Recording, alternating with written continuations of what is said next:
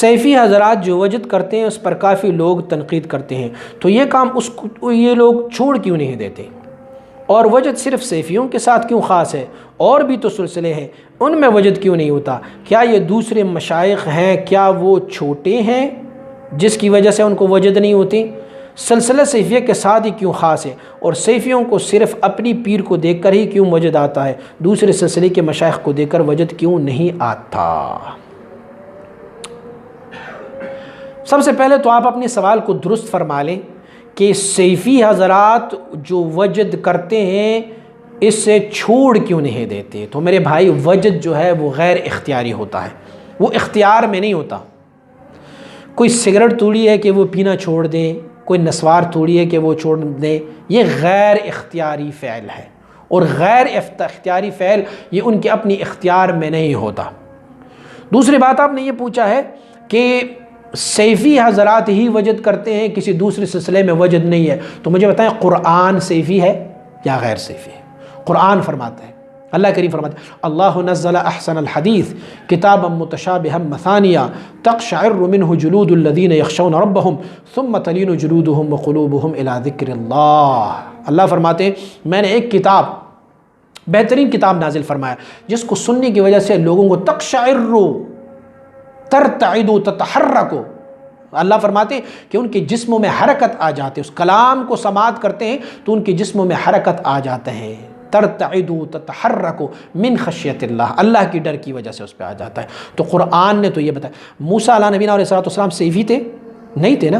تو موسیٰ علیہ نبینا علیہ السلام سیفی نہیں تھے، تو موسیٰ علیہ نبینا علیہ السلام نے فرمایا ربی ارنی قال لن ترانی، اللہ کریم نے فرمایا آپ مجھے نہیں دیکھ سکتے، ولکن انظر الی الجبل، پہاڑ کی طرف دیکھو، فإن استقر مکانہ فسوف ترانی، اگر پہاڑ اپنی جگہ پر رکا رہا تو آپ بھی مجھے دیکھ پاؤ گے۔ فلما تجلی ربہ للجبل جعلہ دکا وخر موسیٰ صعقا، جب اللہ کریم نے پہاڑ پر تجلی فرمائے تو موسیٰ علیہ نبینا علیہ السلام گر پڑے، اور موسیٰ علیہ نبینا علیہ السلام کی زبان سے آواز نکل رہی تھی، تو وجد موسیٰ علیہ نبینا علیہ السلام پر آیا تھا، وہ سیفی نہیں تھے۔ میں آپ کو غیر سیفیوں کے بارے میں بتا رہا ہوں۔ حضرت ابراہیم علیہ نبینا علیہ السلام سیفی تھے؟ وہ بھی سیفی نہیں تھے، لیکن ابراہیم علیہ نبینا علیہ السلام کے بارے میں اللہ کریم فرماتے ہیں کہ ان ابراہیم لأواہ حلیم، ابراہیم علیہ نبینا علیہ السلام اوہ کرنے والے تھے، اوہ کرنے والے تھے۔ یہ حضرت ابراہیم علیہ نبینا علیہ السلام کا وجد مبارک تھا کہ آپ آواز ان کی جسم سے، آپ میں منہ سے آوازیں نکلتی تھی، اوہ کرتی۔ نوح علیہ نبینا علیہ السلام سیفی تھے؟ وہ تو سیفی نہیں تھے، لیکن نوح علیہ نبینا علیہ السلام کے نام ہے نوح۔ نوح کیوں ہے کہ آپ اتنے زور سے رویا کرتے ہوتے تھے اللہ کی ڈر سے، خوف سے، کہ وہ نوحہ اٹھا لیتے تھے، تو آپ کا نام جو ہے وہ نوح پڑ گیا۔ تو اسی لیے نوح علیہ نبینا علیہ السلام بھی سیفی نہیں تھے، ان کو بھی وجد آیا کرتا ہوتا تھا۔ حضور سید عالم صلی اللہ علیہ وسلم سیفی نہیں تھے، لیکن حضور سید عالم صلی اللہ علیہ وسلم بارک پر وجد کیسے طاری ہوا تھا؟ آپ کو معلوم ہے، قرآن پڑھتے ہو نا، یا ایھا المزمل، اے چادر اوڑھنے والے۔ ذرا اس کے بیک گراؤنڈ میں جائیں کہ کیا ہے۔ جب حضور سید عالم صلی اللہ علیہ وسلم پر پہلی وحی نازل ہو جاتی ہے غار حرا میں، تو حضور سید عالم صلی اللہ علیہ وسلم ترتعد بعادہ، حضور کے کاندھے مبارک لرز رہے ہیں، ہل رہے ہیں آپ کا جسم اطہر۔ تو خدیجہ کبریٰ رضی اللہ تعالیٰ کے پاس آتے ہیں اور حضور فرماتے ہیں زملونی زملونی، مجھے کوئی کمبل اڑا دو، کوئی کمبل اڑا دو، تو کمبل اڑا دیتے ہیں ان کو۔ تو اللہ کو میرے حبیب کا یہ ادا بھی پسند آیا، اللہ نے فرمایا یا ایھا المزمل۔ حضور تو سیفی نہیں تھے، لیکن ان پہ وجہ تھا۔ حدیث شریف سماعت فرمائے کان لصدر رسول اللہ صلی اللہ علیہ وسلم عزیز کا عزیز المرجل، حدیث شریف میں کہ حضور کی سینے سے ایسے آواز نکلتی تھی جیسے چکی کے دو پارٹ آپس میں ٹکراتے ہیں تو اس کی گرگراہٹ جو ہوتی ہے، ایسے آواز حضور کی سینے سے، یہ خشیت الہی کی وجہ سے ہوتی تھی۔ وہ سیفی نہیں تھے حضور سید عالم سے، لیکن آپ کو بھی وجہ تھا۔ ام سلمہ رضی اللہ تعالیٰ روایت فرماتی ہیں کہ حضرت رسول اکرم صلی اللہ علیہ وسلم نے تقریر فرمائی، اور تقریر کا اتنا اثر ہوا کہ ضج المسلمون ضجا، سارے مسلمان، ضج اس کو کہتے ہیں کہ آپ اپنے دونوں ہاتھوں کو اٹھائیں اور پیروں پر، زانوں پر کڑے ہو کر آوازیں لگائیں، اس کو ضج کہتے ہیں۔ تو سارے صحابہ کرام کو بھی وہ وجد ہو گیا تھا۔ عائشہ رضی اللہ تعالیٰ کا ایک مشہور حدیث ہے کہ عائشہ رضی اللہ عنہا فرماتی ہے کہ حبش سے کچھ لوگ آئے ہوئے تھے اور وہ مسجد کے اندر نیزہ بازی کی کرتب دکھا رہے تھے۔ تو مشائخ فرماتے ہیں مسجد کے اندر کرتب دکھانا منع ہے۔ ان لوگوں کو کیا ہوا تھا؟ مشائخ فرماتے ہیں یہ ان کی وجد کی کیفیت تھی جو ان پر طاری ہوئی تھی، وہ سیفی نہیں تھے، وہ حبشی تھے۔ لیکن حضور سید عالم صلی اللہ علیہ وسلم بارک کی صحابی ہے حضرت جعفر طیار رضی اللہ تعالیٰ عنہ۔ جعفر طیار کو حضور فرماتے اشبات خلقی و خلقی، تو جعفر امام بخاری نے روایت نقل کی ہے، آپ فرماتے ہیں کہ جعفر رضی اللہ تعالیٰ عنہ نے اپنا ایک پیر زمین پر رکھا، ایک پیر اٹھایا اور رقصا، انہوں نے رقص شروع کیا۔ ارے جعفر رضی اللہ عنہ تو سیفی نہیں تھے نا، وہ بھی تو سیفی نہیں تھے۔ اچھا آتے ہیں سیدنا عمر رضی اللہ عنہ کے پاس۔ عمر رضی اللہ عنہ ایک دن گھوڑے پر سوار ہو کے کسی قاری کے سامنے سے گزر رہے ہیں، اور وہ قاری تلاوت کر رہے ہیں کہ ان عذاب ربک لواقع ما له من دافع، تو سیدنا عمر رضی اللہ عنہ جب اس کو سنتے ہیں تو پھر آپ کانپ جاتے ہیں اور آپ گھوڑے سے گر جاتے ہیں۔ عمر رضی اللہ عنہ سیفی نہیں تھے، لیکن اس پر بھی یہ وجہ طاری ہوا تھا۔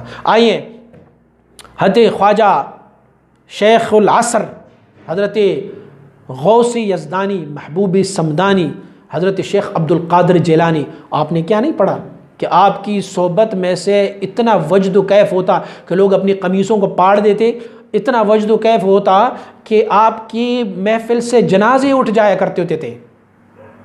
آپ نے حضرت جنید بغدادی کو نہیں دیکھا، ان کے بارے میں نہیں پڑھا کہ جنید بغدادی پر جب وجد کی کیفیت آ جاتی تو آپ ننگے پیر ہو کے جنگل میں جا کے نکل جاتے، وہ چیخیں مارتے رہتے تھے۔ ارے منصور حلاج کی وجد آپ نے نہیں دیکھی، وہ تو سر نیزے پر بھی ہے، وہاں پر بھی وہ وجد میں ہے، اس پر بھی کیفیت۔ منصور حلاج بھی سیفی نہیں ہے، جنید بغدادی بھی سیفی نہیں ہے، اور سیدنا شیخ عبد القادر جیلانی بھی سیفی نہیں ہے۔ اور اگر آپ کہیں گے کہ دوسرے سلسلوں میں مجھے بتاؤ، تو آج کل کے سلسلوں میں بھی میں آپ کو بتا رہا ہوں کہ وجد ہے کہ نہیں ہے۔ علامہ ڈاکٹر طاہر القادری صاحب کو جانتے ہوں گے، علامہ ڈاکٹر طاہر القادری صاحب کی محفل میں وجد آ جاتی ہے، وہ سیفی تو نہیں ہے۔ آپ اپنے دعوت اسلامی کے جناب الیاس قادری صاحب، وہ تو سیفی نہیں ہے نا، ان کے سلسلے میں بھی وجد آ جاتا ہے، لیکن آپ کو وہ دکھائی نہیں دے رہا۔ ہمارے خانقاہوں میں جو موڑا شریف والے ہیں ان کو کتنا وجد آ جاتا ہے، اللہ کے بندے، ان کی تو سفید داڑھیوں والے دوتی باندھے ہوئے رقص کرتے ہیں، انہیں وجد آ جاتا ہے، لیکن آپ کہتے ہو یہ دوسرے سلسلوں پر کیوں نہیں آئے؟ ارے بھائی تعصب کی پٹی کو ہٹا دو ذرا تو تمہیں وجد ہر جگہ نظر آتا جائے گا۔ اور وجد صرف اس چیز کا نام نہیں ہے کہ بندہ کہیں کہ بس صرف رقص کر دیں اور دوڑ رہے ہوتے ہیں اور چیخیں مار رہے ہوں گے، ان کو وجد کی کئی اقسام ہیں، مشائخ نے ان کو بتایا ہوا ہے۔ رونے کی صورت میں بھی ہے، ہنسنے کی صورت میں بھی ہے، رونگٹے کڑے ہونے کی صورت میں بھی ہے، لیٹ کمر کی بل لیٹ۔ اور حضرت امام عبد الوہاب شعرانی رحمۃ اللہ تعالی نے اپنی پوری کتاب میں انوار قدسیہ میں ایک چپٹر لگایا ہوا ہے، وہاں پر تو انہوں نے آوازیں بھی نقل فرمائے ہیں، آہ آہ، لا لا، عا عا، اوہ اوہ، ایہ ایہ، آوازیں باقاعدہ انہوں نے نقل فرمائی ہے کہ یہ وجد کی حالت میں یہ آوازیں آ جاتی ہیں۔ اور آپ کا تیسرا سوال یہ تھا کہ اپنی ہی پیر کو دیکھ کے کیوں ان کو وجد ہو جاتی ہے، دوسروں مشائخ کو کیوں نہیں دیکھتے؟ تو جب یہی لوگ اپنی محبوب کو دیکھتے ہیں تو محبوب کے دیکھنے سے ہی ان کو وجد آ جاتی ہے نا۔